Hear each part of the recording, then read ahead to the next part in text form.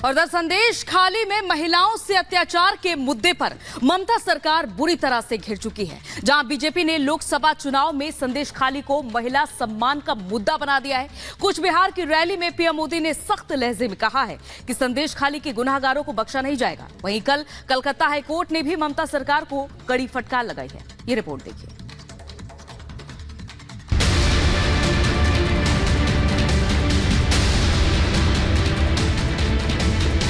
संदेश खाली के दोषियों को सजा दिलवा कर ही रहेगा।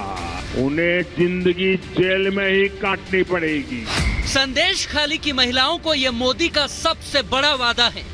शैतानों की अब शामत आने वाली है, क्योंकि मोदी ने हुंकार भरी है और अब ममता के शागिर्द रहे शेख शाहजहां जैसे आरोपियों की मुश्किल बढ़ना तय है।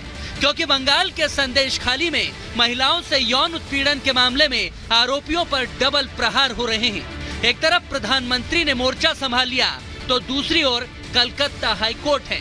तभी तो कोर्ट ने एक बार फिर बंगाल की ममता सरकार को जमकर फटकार लगाई।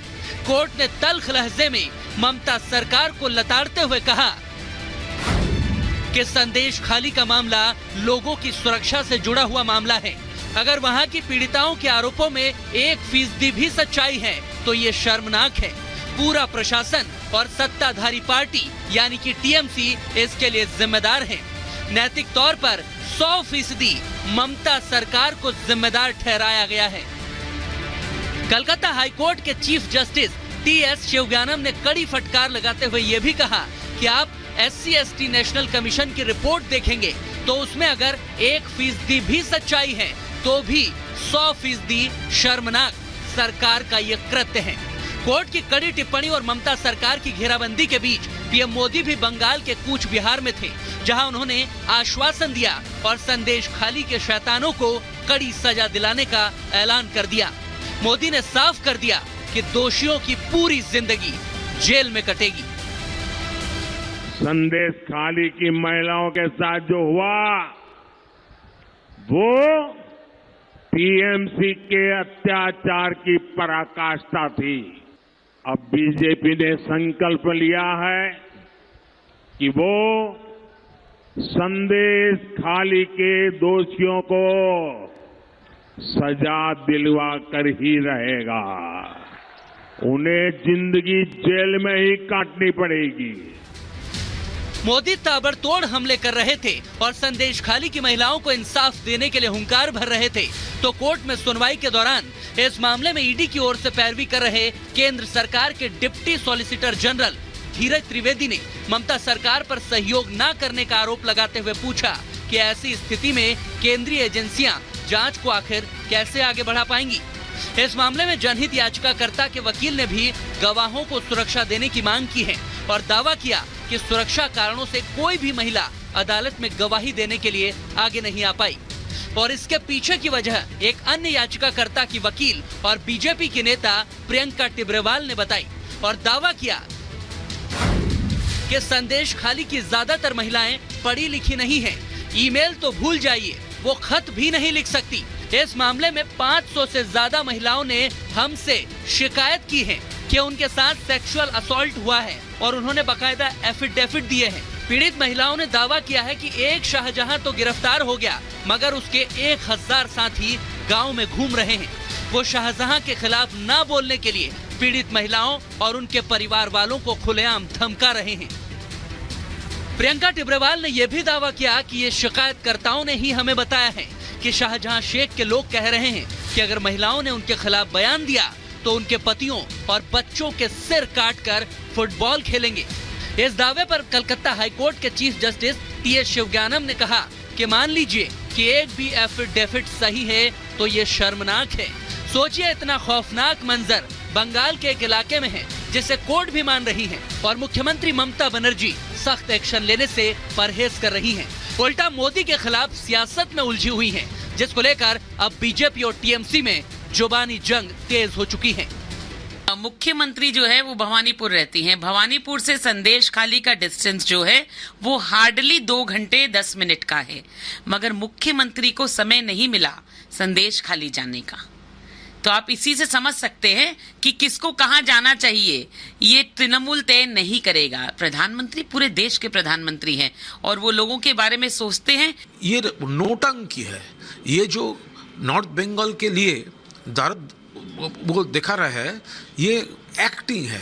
अगर ये दिल से होता तो वो स्पॉट, वो फैमिलीज वो विजिट करता और उनका ये स्पीच में जरूर उसके बारे में कुछ ना कुछ होता।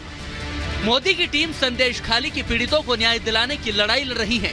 खुद पीएम मोदी भी लगातार अपने भाषणों में इस मुद्दे को उठा रहे हैं। खासकर बंगाल में वो इसको लेकर ममता सरकार और टीएमसी को भी आड़े हाथों ले चुके हैं।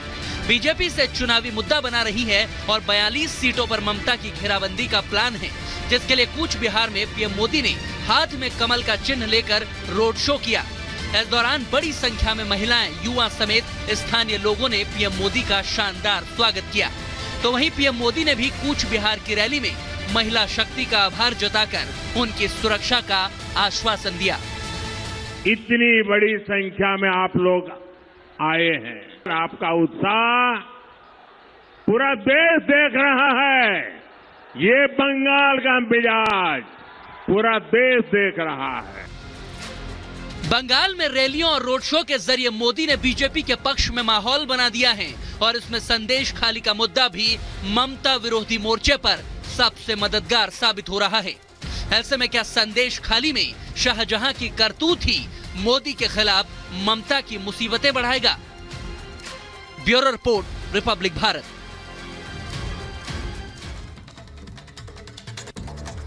तो चलिए अब बात करते हैं अमेठी की, जहां से अभी तक ये सवाल उठ रहा था कि कांग्रेस आखिर यहां से किसे चुनावी मैदान में उतारेगी। राहुल गांधी के अमेठी से चुनाव लड़ने की चर्चा जोरों पर थी कि इस बीच गांधी परिवार के दामाद रॉबर्ट वाड्रा ने बड़े संकेत दिए हैं यहां से चुनाव लड़ने के, और रॉबर्ट वाड्रा के इस बयान के बाद से प्रतिक्रियाओं का दौर भी चरम पर है। देखिए रिपोर्ट।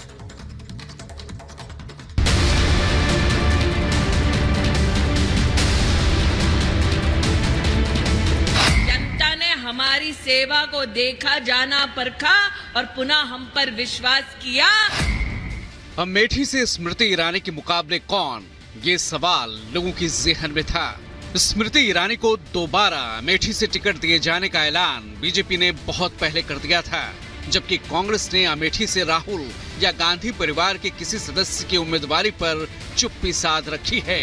राहुल ने वायनाड से नामांकन दाखिल कर दिया, जबकि अमेठी से उनके दोबारा चुनाव लड़ने पर सस्पेंस बरकरार है। इस बीच गांधी परिवार के दामाद और प्रियंका गांधी के पति रॉबर्ट वाड्रा ने अपनी सियासी इच्छाओं को सार्वजनिक कर चुनावी मैदान में उतरने का मानो ऐलान कर दिया है। पहले जरा सुनिए क्या कह रहे हैं रॉबर्ट वाड्रा अमेठी से अपनी उम्मीदवारी के बारे में। अपना पहला कदम अगर राजनीति में रखता हूं और सांसद बनने की सोचता हूं तो मैं अमेठी को ही रिप्रेजेंट करूं, क्योंकि मैंने 99 से अपनी जो प्रचार प्रियंका के साथ शुरू किया वो अमेठी में ही था।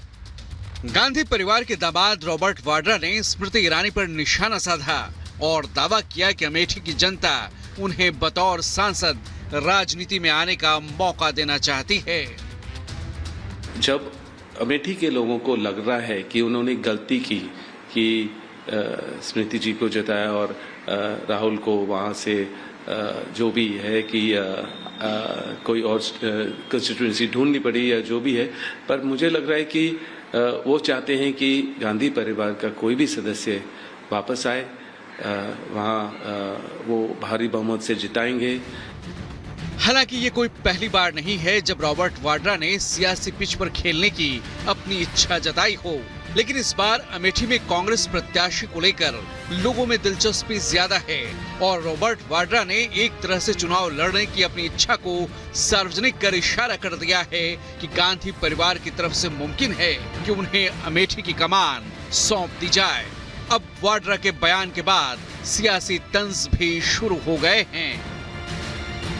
रॉबर्ट वाड्रा ने अब इच्छा जताई है कि वो भी चुनाव लड़ना चाहते हैं, क्योंकि जमीनों से उनका विशेष जुड़ाव है। तो अभी जमीनी नेता के आने से कांग्रेस पार्टी की जमीन कितनी मजबूत होगी ये तो वक्त बताएगा, लेकिन हम स्वागत करेंगे क्योंकि ऐसे भ्रष्टाचारियों को पराजित करने में एक अलग प्रकार का सुख अनुभव होता है। ऐसे भ्रष्टाचारियों के लिए अब लोकतंत्र में कहीं कोई स्थान नहीं होगा और ये मुंह की खाएंगे। ये आ जाएंगे तो और भी गलत दिशा में ही पार्टी जाएगी। फिर भी अब मैं कांग्रेस पार्टी में नहीं हूं और कांग्रेस पार्टी किसको मौका देती है और किसको चुनाव लड़ाती है और किसकी वजह से पार्टी का फिर से रिवाइवल होगा, ये अब कांग्रेस पार्टी को तय करना है। मैं कुछ नहीं कहूंगा। मैंने पिछले 20 वर्षों में बहुत कुछ देखा है, भोगा है और मेरा ऐसा मानना है कि अब पार्टी पूरी तरह से एकदम